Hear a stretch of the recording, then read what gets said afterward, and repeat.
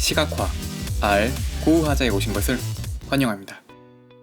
다음은 두 번째 단계인 워드 클라우드 구축입니다. 이 단계에서는 새로운 스크립트 창을 생성하여 워드 클라우드 구축에 필요한 몇 가지 라이브러리를 불러오도록 하겠습니다.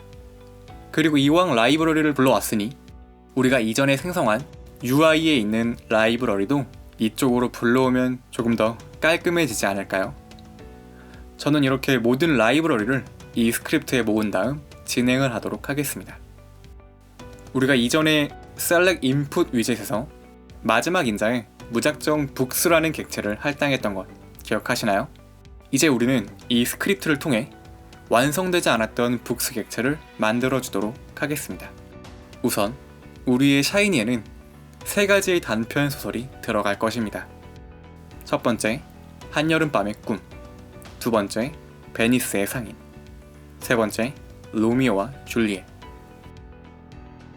이것들을 리스트로 묶어주고 이 제목들을 간추린 단어를 값에 할당시켜주도록 하겠습니다. 그리고 북스라는 객체에 할당시켜주도록 하겠습니다. 이때 일반 할당 연산자가 아닌 글로벌 할당 연산자를 사용해 주시는 것을 권고드립니다.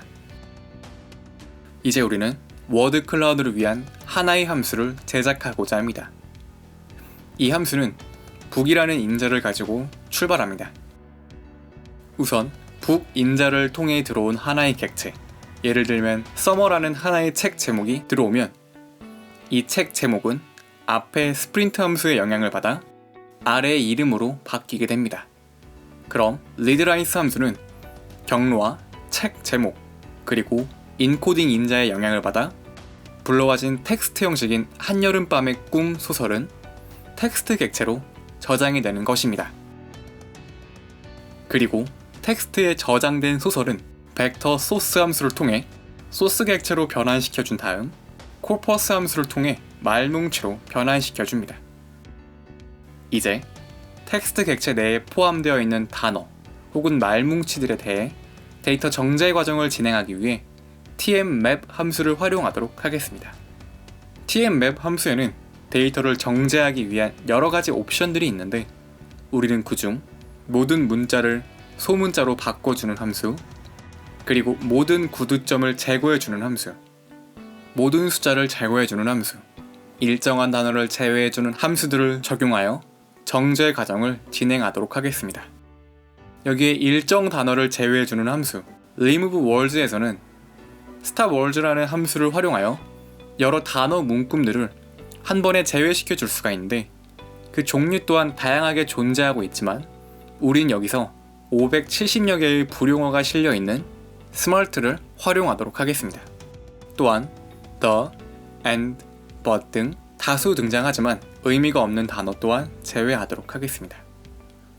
이렇게 정리가 된 텍스트는 단어 문서 행렬 기법을 통해 소설 속에서 어떠한 단어가 어떻게 등장했는지 정렬시켜주도록 하겠습니다.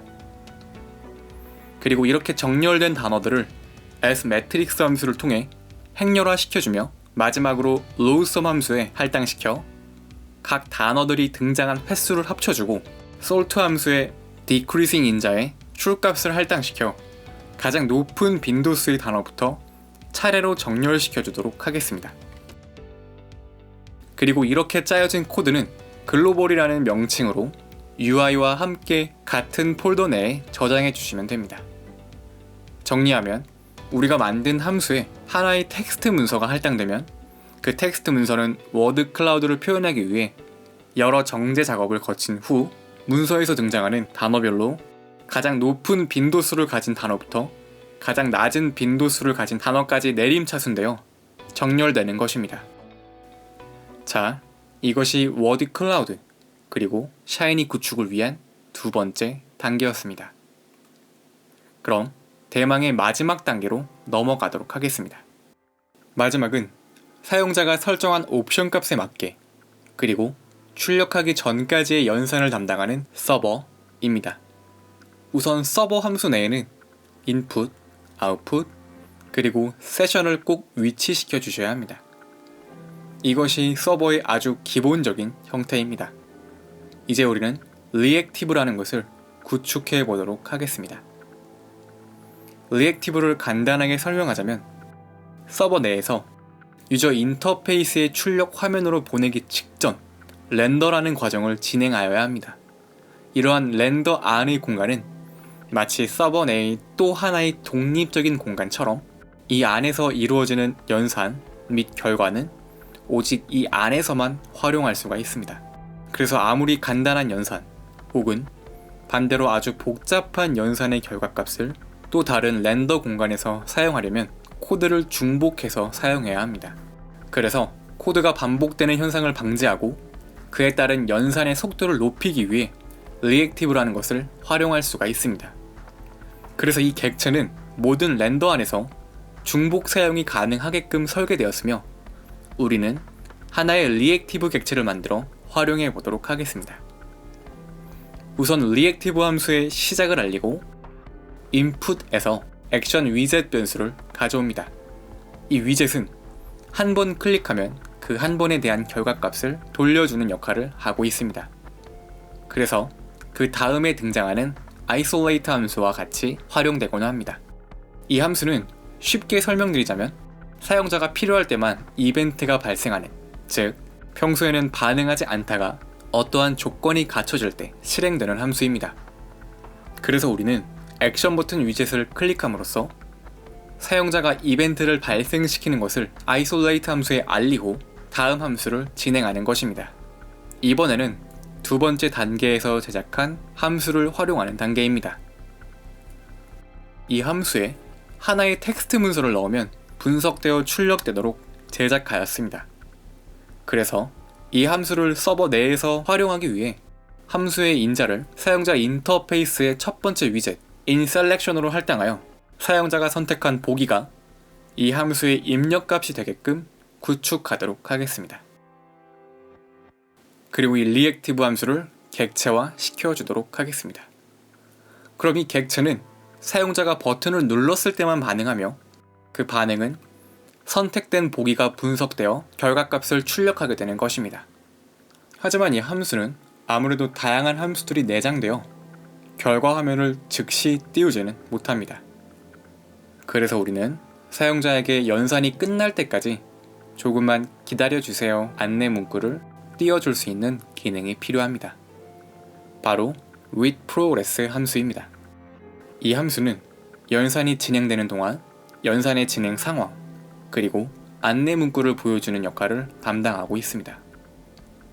사용 방법은 with progress 함수 내에 set progress 함수를 위치시켜주고 이 함수의 인자인 메시지에 원하는 안내 문구를 적어준 다음 연산을 하게 될 함수를 넣어주시면 됩니다. 그럼 새로운 연산을 할 때마다 우측 하단에 시스템 메시지가 등장하며 사용자에게 조금 더 친절한 서비스를 제공할 수가 있게 되는 것입니다.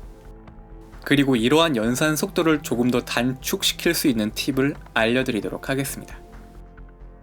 우리가 구축한 샤이니에서 가장 큰 연산을 담당하고 있는 부분은 우리가 제작한 함수입니다. 그래서 이 함수가 조금 더 빠르게 동작을 한다면 당연히 샤이니도 더욱 빠르게 동작하게 됩니다. 그래서 우리는 이 함수에 memoas라는 함수를 더 씌워서 함수를 재구축시켜주도록 하겠습니다. 이 함수를 씌워주게 되면 첫 번째 연산의 결과를 메모리에 저장하게 되고 두 번째 연산부터는 속도가 대폭 증가하여 결과 화면을 더욱 빠르게 띄워낼 수가 있습니다. 자, 그럼 다시 돌아와서 우리의 최종 결과 화면인 워드 클라우드가 호출될 때마다 매번 결과 화면이 달라지게 되는 것을 막기 위해 repeatable 함수를 활용하여 워드 클라우드 함수를 재생성시키도록 하겠습니다. 이제 사용자 인터페이스 결과 화면으로 출력하기 위한 렌더 공간입니다. 우선 그래프로 출력을 하기 위해 렌더 플롯을 사용하고 앞서 만든 리액티브 객체를 V라는 객체로 할당시켜 주도록 하겠습니다. 그리고 마지막으로 워드 클라우드를 그리기 위한 옵션을 설정해 주시면 됩니다. 워드 클라우드의 워드 인자에는 클라우드를 구성할 단어들이 필요합니다.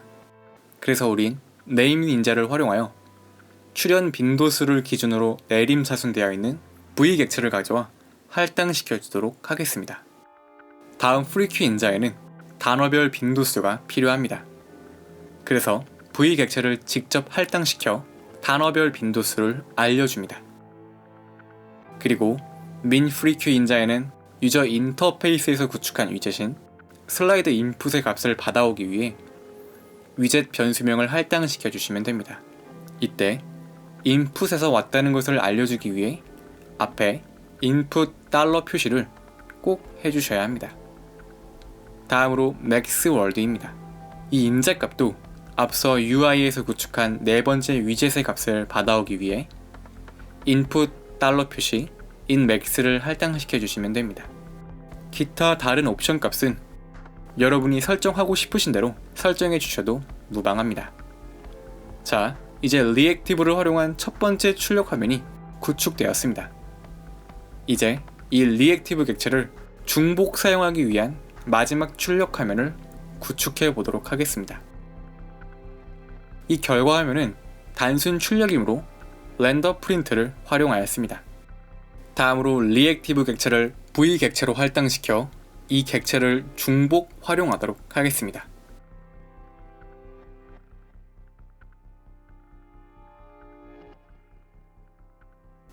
이제 상단에 Run 앱을 실행시켜 주시면 우리가 지금까지 구축한 워드클라우드 샤이니 앱이 등장하게 됩니다. 여기까지 오시느라 정말 고생 많으셨습니다.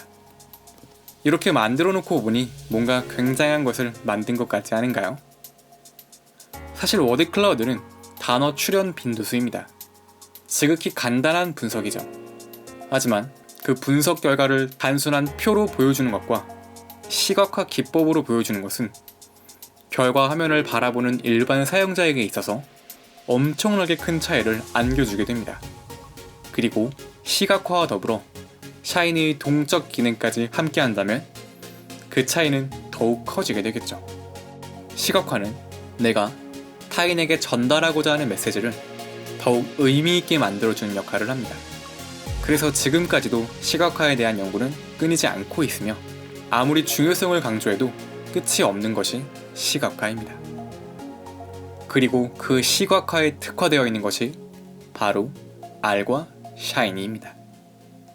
그럼 저와 함께 시각화를 위한 여행 계속해 주실 거라 믿고 오늘의 수업은 여기서 마치도록 하겠습니다. 감사합니다. 지금까지 시각화 R 고하자의 에이린이었습니다.